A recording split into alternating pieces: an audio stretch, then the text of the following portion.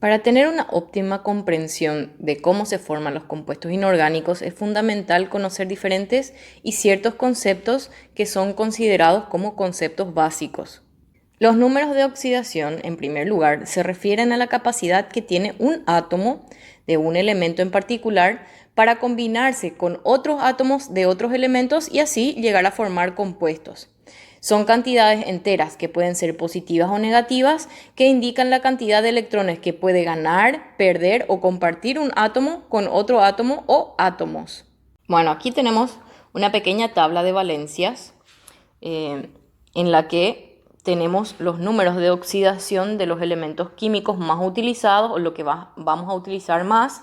El caso del hidrógeno solamente es muy particular porque no pertenece a ninguna clasificación, o sea, no es considerado ni metal ni no metal. Y su número de oxidación es más menos 1 según el elemento con el que se combine. Igual yo le coloqué con los metales en el grupo 1A, así como se encuentra en la tabla periódica, para que no se nos escape, se nos pierda o algo parecido. Bueno, entonces tenemos los metales y los no metales.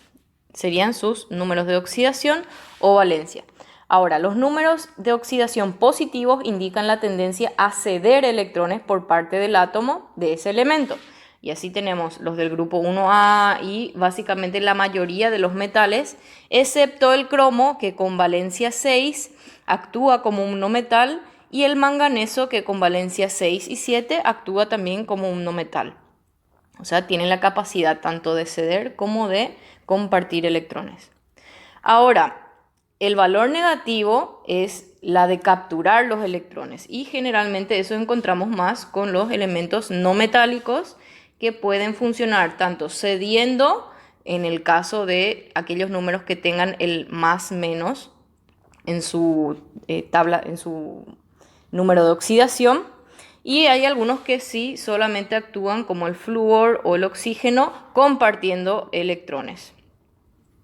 Bueno, si tienen ambos signos, así implica que pueden actuar de esas dos maneras. Después tenemos las combinaciones químicas. Dentro de lo que llamamos química inorgánica existen varias combinaciones o formas en las que se puede obtener un compuesto.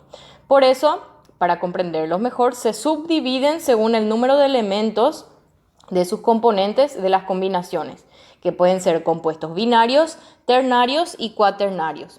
Los binarios, así como dice su nombre, están compuestos solamente por dos elementos y pueden ser oxigenados o no oxigenados. Dentro de los oxigenados tenemos los óxidos básicos, los anhídridos y los peróxidos. Y dentro de las binarias no oxigenadas tenemos hidruros metálicos, hidruros no metálicos. Estos se subdividen otra vez en compuestos de nombre especial y ácidos hidrácidos. Tenemos sales binarias metálicas y las sales binarias no metálicas. Luego tenemos los compuestos ternarios, y los compuestos ternarios son aquellos que tienen tres elementos en su combinación y siempre son oxigenadas porque uno de sus tres componentes es el oxígeno. Y ahí tenemos los hidróxidos, tenemos los ácidos oxácidos, también se llaman oxoácidos, y por último tenemos las sales neutras. Por último tenemos los compuestos cuaternarios, que son aquellos que tienen 4 elementos en su molécula, siendo uno de ellos el oxígeno. Y ahí tenemos sales de amonio, luego tenemos sales ácidas y básicas,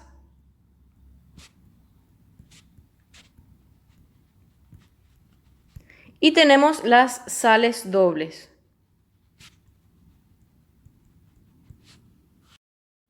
Bueno, entonces tenemos que las combinaciones químicas se podrían clasificar en binarias, ternarias y cuaternarias.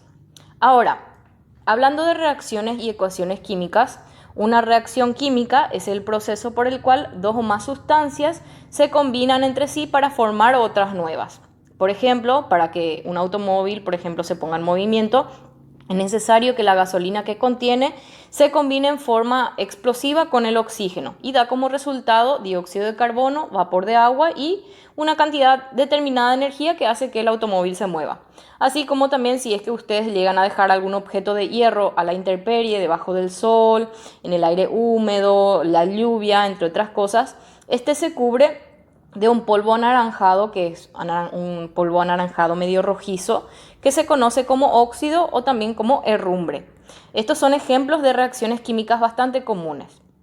Las sustancias reaccionan y producen nuevas sustancias, diferentes sustancias. Esta quiere decir que en toda reacción química no es que se crean o se destruyen átomos, sino que estos se reorganizan para formar otras sustancias distintas a las iniciales. Las reacciones químicas se presentan gráficamente. Tenemos un ejemplo acá del ácido clorhídrico, en la que sería como una forma abreviada por medio de las ecuaciones químicas, y estas brindan información acerca de cómo está realizada la combinación, de la naturaleza, de la cantidad de sustancias que reaccionan, la cantidad de sustancias que se forman, y sería como una información cualitativa y cuantitativa. A las sustancias presentes al inicio de la reacción o los materiales de partida se los llamará reactivos. Serían como las sustancias iniciales. Esos son los reactivos. Y a las sustancias que resultan de la transformación se los conoce como productos. ¿Sí? Los reactivos o materiales de partida aparecen en el lado izquierdo de la ecuación y están generalmente separados por un signo de adición, que sería el signo más. Los productos se hallan del lado derecho de la ecuación y están separados de los reactivos por una flechita, que sería esta flecha que tenemos acá. Esa flecha significa produce. O sea, ¿cómo yo leería mi reacción química? Básicamente, una molécula de hidrógeno unida a una molécula de cloro o más una molécula de cloro produce dos moléculas de ácido clorhídrico. Cuando hablamos de un balanceo de ecuaciones químicas, se debe cuidar siempre que el número de átomos presentes en los reactivos sea el mismo que el que está presente en los productos. Los métodos de igualación o balanceo pueden ser de dos maneras, por tanteo o por redox. En el primero se coloca un número de coeficiente delante de la fórmula química donde se encuentra el átomo desbalanceado, y en el segundo se utiliza cuando los reactivos cambian su número de oxidación en los productos. Ahora, el balanceo de una ecuación química responde a una ley fundamental de la química. Como dijimos anteriormente, los átomos no es que aparecen y desaparecen, sino que solamente se reorganizan para formar nuevas sustancias. Esta ley se llama ley de la conservación de la masa o ley de la conservación de la materia, y dice que la masa no se crea ni se destruye, solamente se transforma. Tenemos dos ejemplos para realizar de balanceo de ecuaciones químicas, en la que tenemos que tener en cuenta que los reactivos deben ser de la misma cantidad, hablando en misma cantidad que los productos. Estos son los reactivos, estos son los productos.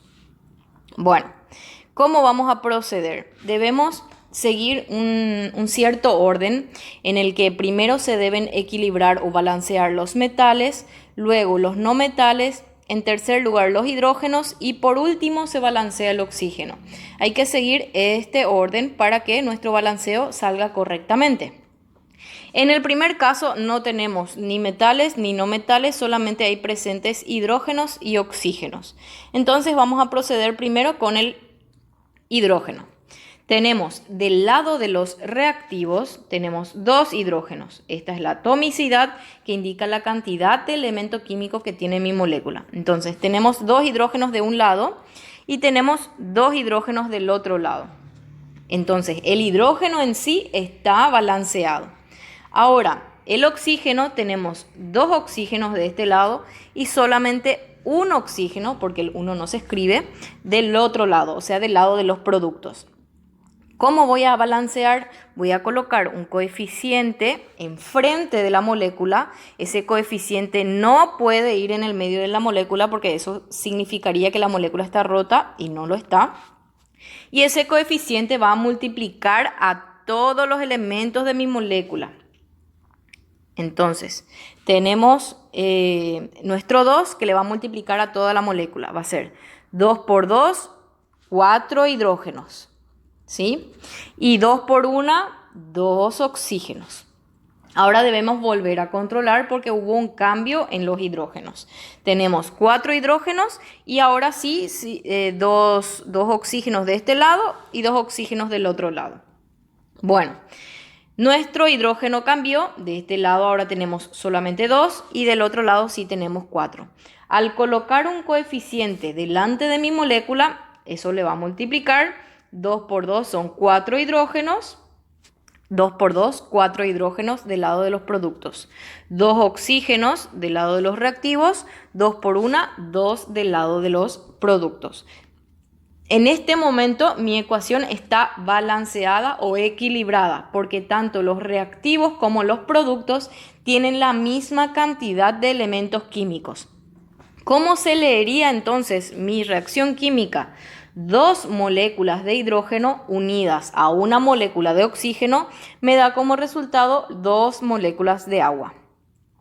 Pasamos al segundo ejemplo en la que tenemos calcio más oxígeno, me da un óxido de calcio y vamos a seguir nuestro orden de equilibrio. Recordemos que tenemos que seguir ese orden, si no el equilibrio puede no salir. Primero verificamos si hay algún metal, el calcio es un metal, entonces vamos a equilibrar primero el calcio. Hay un calcio, ya está equilibrado, no hace falta. Ahora, no hay no metales, no hay hidrógenos, pasamos al oxígeno directamente. Tenemos 2 oxígenos del lado de los reactivos y tenemos uno solo del lado de los productos. Entonces colocamos un coeficiente que multiplicado por 1 me dé 2, que sería 2 por 1, 2. Tengo 2 oxígenos, pero ese 2 me multiplica toda mi molécula. 2 por 1, 2 calcios, 2 por 1, 2 oxígenos. Ahora, si nos fijamos de nuevo del otro lado, tenemos que volver a empezar. Tenemos un calcio del lado de los reactivos. Entonces también debemos equilibrar con un número, un coeficiente que multiplicado por 1 me dé 2. Entonces tengo 2 calcios del lado de los reactivos, 2 calcios del lado de los productos, 2 oxígenos del lado de los reactivos, 2 por 1, 2 oxígenos del lado de los productos. En ese momento quiere decir que mi ecuación está balanceada. Tanto los reactivos como los productos se encuentran en las mismas cantidades. Nomenclatura de los compuestos. Una forma de nomenclar, nombrar o llamar a los compuestos químicos inorgánicos es establecida por la IUPAC, que sería la Unión Internacional de Química Pura y Aplicada. Según esta norma se aceptan 3 tipos de nomenclatura: la sistemática, la stock y la tradicional. Estas presentan ciertas características y diferencias que vamos a presentar a continuación. En primer lugar tenemos la nomenclatura tradicional, y para diferenciar los números de oxidación con que actúan los elementos químicos en los compuestos, se utilizan una serie de prefijos y sufijos según la tabla que tenemos acá. Entonces, ¿cómo funcionaría? El número de oxidación no habla propiamente del número que utilizó, sino que más bien la cantidad de NOx que tiene, o números de oxidación, que posee el elemento químico. Por ejemplo, cuando tiene un solo número de oxidación, el prefijo que va a ser utilizado va a ser ico. Entonces habla el significado según el valor, cuando el valor es único, cuando hay un solo tipo de número de oxidación o valencia. Por ejemplo, acá tenemos, hay muchos elementos que tienen una sola valencia. La primera columna, la segunda columna y la tercera columna tienen una sola valencia, que puede ser valencia 1, valencia 2 o valencia 3. Bueno, entonces va a usar el prefijo ico. Por ejemplo, si hay algún elemento de combinación del aluminio, va a ser alumínico, o sódico, potásico, cosas así. Bueno, Ahora, cuando nuestro elemento químico tiene dos números de oxidación, cuando utiliza el número menor va a terminar en oso y cuando utiliza el número mayor va a terminar en ico. Por ejemplo, tenemos acá el oro y el talio que tienen valencia 1 y valencia 3, o sea que tienen dos valencias. El mercurio y el cobre, que también tienen dos valencias. El hierro, el cobalto y el níquel, el estaño, plomo y platino, son aquellos que tienen dos valencias. O la cantidad de valencias serían 2. Bueno, cuando utilizan la menor valencia, el número menor, tomamos por ejemplo el cobalto. El cobalto tiene dos valencias, se encuentra acá en nuestra tabla, tiene valencia 2 y valencia 3. Ahora, cuando utiliza el menor va a tener el sufijo oso, sería por ejemplo cobaltoso. Ahora, cuando utiliza valencia 3 va a utilizar el prefijo ico, como por ejemplo cobáltico. Entonces esa nomenclatura o ese nombre indica el tipo de valencia que utilizó, si usó su valencia mayor o usó su valencia menor. Bueno, hay otro tema que hay elementos que tienen tres valencias. Por ejemplo, el azufre, el selenio y el telurio que tenemos acá, tiene valencia 2, 4 y 6. Pero solamente utiliza 2 en ciertas combinaciones químicas. Más utiliza la valencia 4 y la valencia 6, que es la que se tiene en cuenta para el oso y para el ico. Cuando utiliza valencia 4 sería la menor en ese caso. Va a ser, por ejemplo, selenioso. Cuando utiliza la valencia mayor va a ser selénico, por ejemplo.